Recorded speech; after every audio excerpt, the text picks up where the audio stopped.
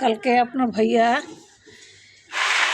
এই মাছ সুন্দর করে কেটে তারপর নিয়ে আসছে, কারণ এই জন্য শিম মাছ কেটে আনে যেন আমার কষ্ট না হয়। এই জন্য মাছগুলো একদম তাজা,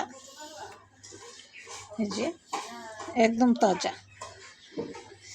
তো আপনাদের কার কার স্বামী আমার স্বামীর মতো এত ভালোবাসে ঘরের বউকে অবশ্যই কমেন্টে জানাবেন। সুন্দর করে সাইজ করে কেটে নিয়ে আসছে।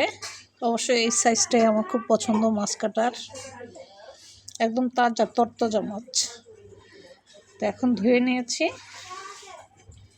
এটা পলি করব। মাছগুলো কিন্তু খুবই তরতাজা একদম। এখন এটা পলি করব, পলি করে তারপরে রেখে দিব।